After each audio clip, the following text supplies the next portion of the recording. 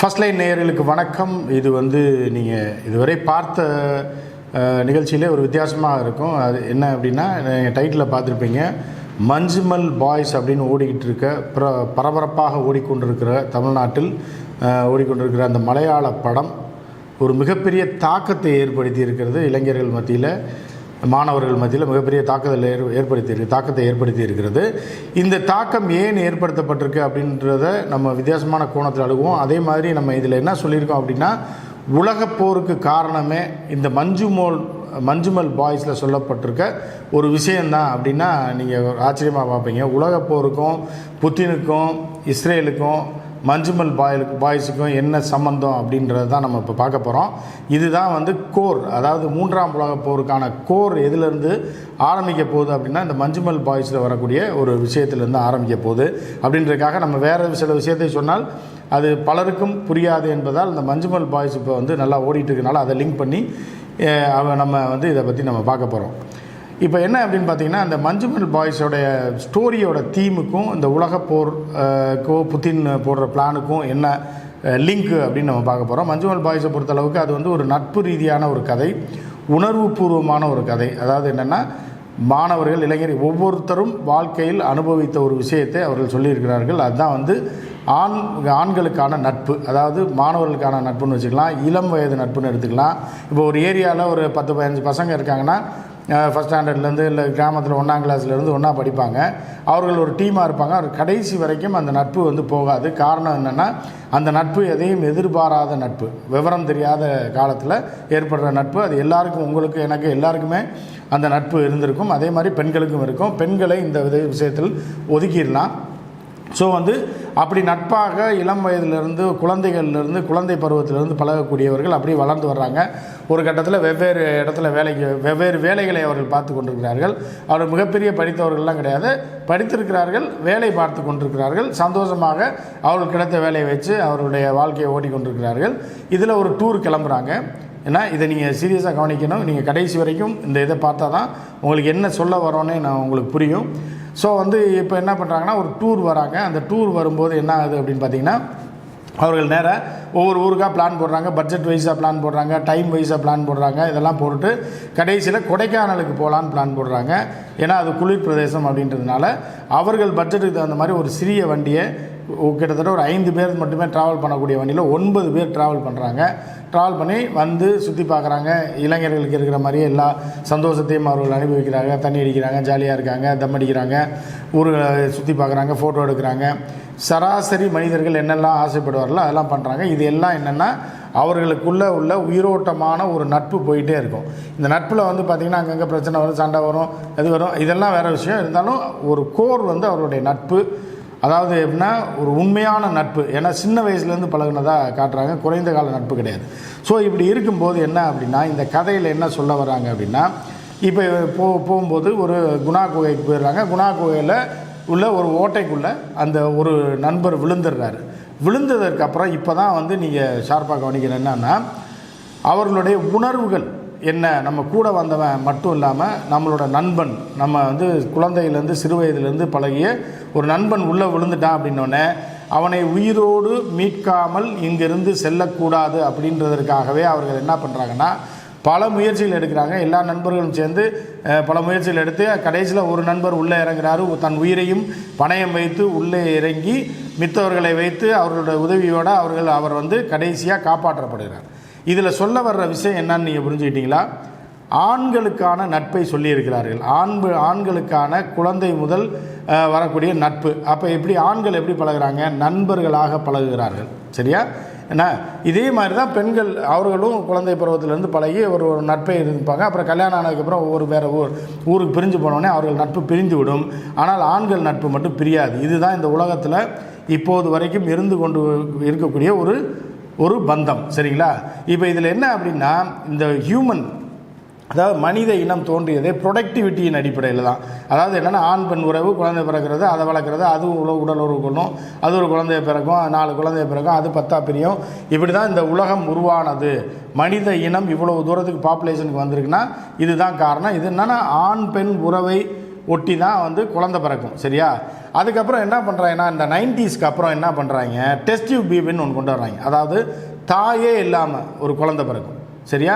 தாய் இல்லாமலும் பிறக்கும், வாடகை தாய்க்கும் பிறக்கும். அப்போ வந்து இந்த ஒரு மனிதனுடைய விந்தணு வந்து இன்னொரு பெண்ணுக்கு செலுத்தப்பட்டு அப்படி குழந்தை பிறக்கும். இல்லை வேறு முறையில் கருத்தறுத்து இந்த தாய்க்குள்ளே சொருகி குழந்தை பிறக்கும். அப்படின்ற மாதிரி முதல் கேடு காலம் இங்கே தான் ஆரம்பிக்குது. இது வந்து ஏன் அப்படின்னு கேட்டிங்க அப்படின்னா, குழந்தை பிறப்பதை தடுப்பதற்கான எல்லா விஷயத்தையும் இவர்கள் கார்ப்பரேட் களவாணிகள் மூலமாக செய்து அதற்கான உணவுகளை உள்ளே புகுத்தி எல்லாம் பண்ணி எல்லாம் பண்ணிட்டாங்கன்றது பலருக்கு தெரிஞ்சிருக்கும். இப்போ ஒரு வீட்டில் வந்து சாதாரணமாக 8-10 குழந்தை இருந்தது.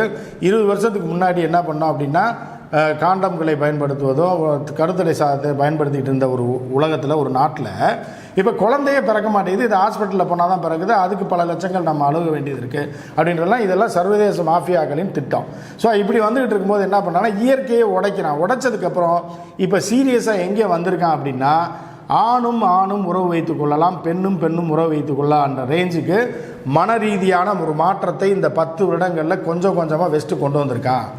ஏன்னா இப்போ நம்ம சொன்ன மஞ்சுமல் பாய்ஸ் ஏன் ஓடுது அப்படின்னா, ஆண்களுக்கான அன்பு நட்பு அதை தாண்டி இவன் என்ன பண்ணுறான்னா, இனி வந்து ஒரு ஆணும் நட்பாகவே பழக முடியாது. எல்லாருமே சந்தேகமாக பார்க்க ஆரம்பிச்சிடும். ஒரு 4 நண்பர்கள் டூர் போகிறான் அப்படின்னாலே இப்போ இவனுக்கு செக்ஷுவல் உறவு இருக்குமோன்ற அளவுக்கு திங்க் பண்ணுற அளவுக்கு கொண்டு வந்து விட்டுட்டாங்களா, அதே மாதிரி பெண்களையும் கொண்டு வந்து விட்டாங்க. ஒரு 4 பெண்கள் 5 பெண்கள் வந்து முதல்ல ஹாஸ்டலில் படிப்பாங்க, போவாங்க, விளையாடுவாங்க, ஜாலியாக இருப்பாங்க. இது எல்லாமே ஓகே. அதை தாண்டி என்ன பண்ணுறான்னா, பெண்ணுக்கும் பெண்ணுக்கும் செக்ஸ் உறவை ஊக்குவிக்கும் விதமாக பல வெஸ்டர்ன் கண்ட்ரீஸில் சட்டத்தை கொண்டு வந்து இந்த சர்வதேசத்திற்கு, இந்த தேசத்திற்கும், இந்த உலகத்திற்கும், இந்த மண்ணிற்கும், இந்த மனித இனத்திற்கே கேடு விளைவிக்கக்கூடிய ஒரு விஷயத்தை வெஸ்ட்டு செஞ்சுக்கிட்டு இருக்கான். ரைட்டா? இப்போ தான் நான் அந்த பாயிண்ட்டுக்கு வரேன். என்னென்னா, இதனால தான் ஆத்திரம் அடைந்த புத்தின் சொல்லியிருக்கார் 3 மாதத்துக்கு முன்னாடி. என்னென்னா, 1 மணி நேரம் 5 நிமிடம் பேசினாரு. நம்ம தான் அதை பிரேக் பண்ணோம். தமிழ் யூடியூப் சேனல்லே புத்தினுடைய ஸ்பீச்சை போட்டோம். அதில் வந்து என்னென்னா, உக்ரைனை தாண்டி அமெரிக்காவை அழித்து விடுவோன்றதை மறைமுகமாக அவர் என்ன சொன்னார் அப்படின்னா, அணு ஆயுத ஏவுகணைகளை அமெரிக்காவை நோக்கியும் பிரிட்டனை நோக்கியும் நிறுத்தி வச்சுட்டு இந்த ஸ்பீச்சை கொடுத்தாரு. என்ன கொடுத்தாருன்னா, இந்த உலகத்துடைய ஆர்டரை நம்ம மாற்றினா மட்டும்தான் மனித இனம் தலைக்கும், மனித இனம் பிழைக்கும். மனித இனத்தை அழித்து, இயற்கையை அழித்து, அதில் மாறுபாடுகளை கொண்டு வந்து இந்த உலகத்தை வேறு ரூபத்துக்கு மாற்றுவதற்காக தீய சக்திகள் வேலை செஞ்சுக்கிட்டு இருக்கு. அதை முறியடிக்கணும் அப்படின்னா இந்த தீய சக்திகளை அடியோடு அழிக்கணும் அப்படின்னு புத்தின் சொன்னார். நீங்கள் பார்க்கலாம், நம்ம வீடியோவில் எல்லாமே பார்த்தீங்கன்னா புத்தினை சப்போர்ட் பண்ணி போடுறோம், ரஷ்யாவை சப்போர்ட் பண்ணி போடுறோம், இவனை சப்போர்ட் பண்ணுறோம், இஸ்ரேலை எதுக்குறோம் அப்படின்னு நீங்கள் பொதுவான பார்வையில் பார்ப்பீங்க. ஆனால் அது கிடையாது. நம்ம வந்து நம்ம ஒரு இந்தியாவில் இருக்கோம். இந்தியாவை பற்றி பேசினா மட்டும் போதும், நமக்கு உலக விஷயங்களை பற்றி பேசினா போதும். எதுக்கு இஸ்ரேலுடைய அட்டகாசத்தை எடுத்து நம்ம பேசிக்கிட்டு இருக்கோம் அப்படின்னா, ஒரு பக்கம் மனிதர்களை அழித்தொழித்துக்கிட்டு இருக்கான், இன அழிப்பு பண்ணிகிட்டு இருக்கான். பாலஸ்தீனத்தில் குழந்தையிலேருந்து எல்லாத்தையும் அந்த இனமே இருக்கக்கூடாதுன்னு அழிக்கக்கூடிய தீய சக்திகள், அந்த மாதிரியான தீய சக்திகளுக்கும் இந்த அமெரிக்கா, பிரிட்டன், பிரான்ஸ் எல்லாமே சப்போர்ட் பண்ணுது.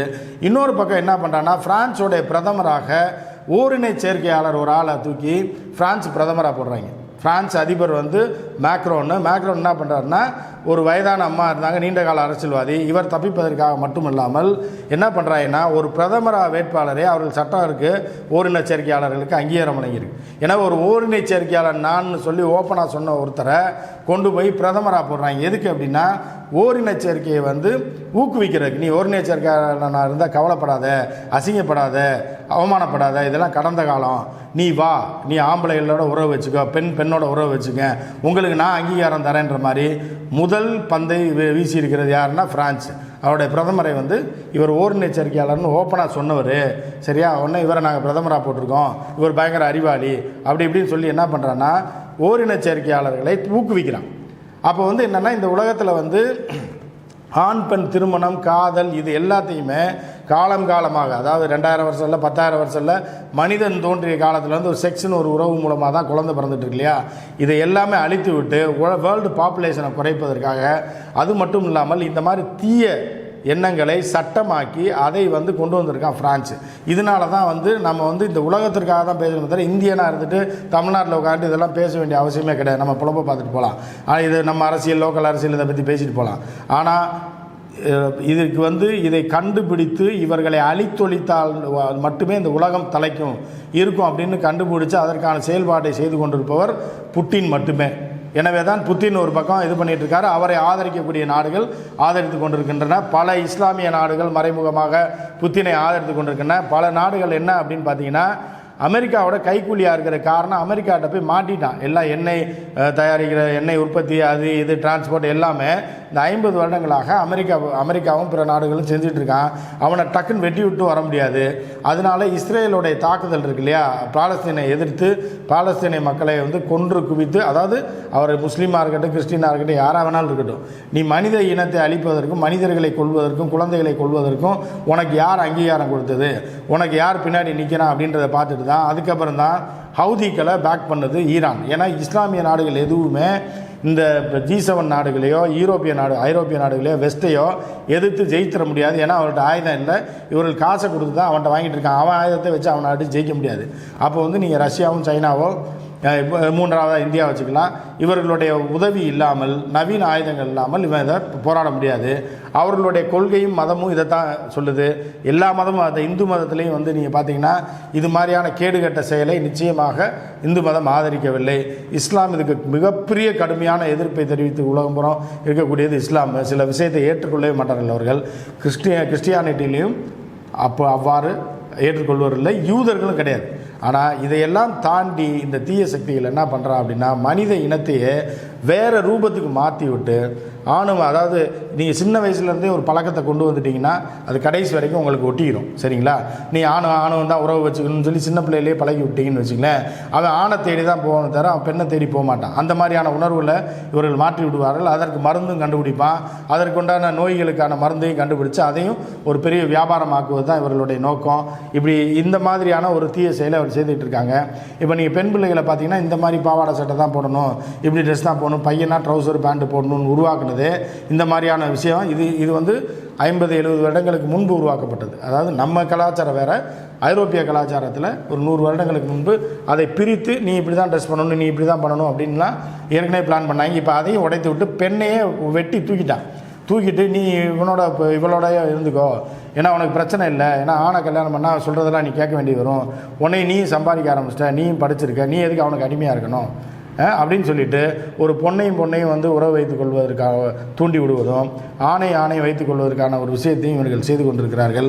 இதை எதிர்த்து தான், இதுக்கு தான் நான் மஞ்சுமோல் பாய் சொன்னேன், இது போன்ற உணர்வுகள், நட்பு உணர்வுகள் நம்ம காலத்தோடு அழிந்து விடும். நண்பர்களோட போனோம் வந்தோம் சந்தோஷமாக இருந்தோம், நண்பனுக்காக உயிரை கொடுத்தோம், நண்பன் விழுந்துட்டான் அவனை காப்பாற்றணுன்ற உணர்வு இருக்குது பார்த்தீங்களா, இன்னும் ஒரு 20 வருஷம் கழித்து இப்படி உணர்வு வரவே வராது. ரைட்டா? அதனால தான் நான் அந்த மஞ்சுமோல் பாய்ஸை கோராக வச்சு சொல்கிறேன்.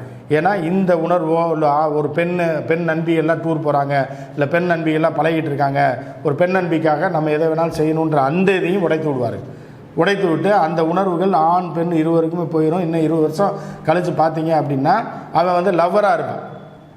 இதே மாதிரி மஞ்சுமோல் பாய்ஸ் டூர்னு ஒன்று எடுக்கிறாங்கன்னு வச்சுங்க, ஒரு 20 வருஷம் கழித்து பார்த்தீங்கன்னா இவங்கெல்லாம் ஓரின சேர்க்கையாளராக டூர் போவான்.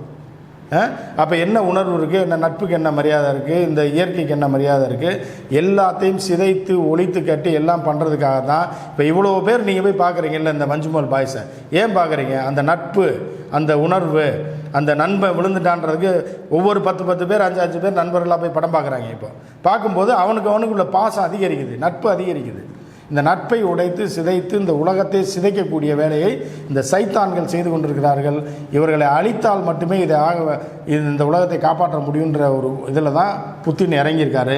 எனவே இதுதான் அந்த உள்குத்து. ஏன்னா புத்தின் பேசினதும் கடந்த 2 மாதத்துக்கு முன்பு 1 மணி நேரம் 5 நிமிடம் பேசினதில் சாராம்சம் போரை பற்றியோ ஆயில் வியாபாரத்தை பற்றியோ இல்லை இவங்க ரொம்ப கொடூரம் பண்ணுறான் இவனை அழிக்கணுன்ற பற்றியே பேசலை.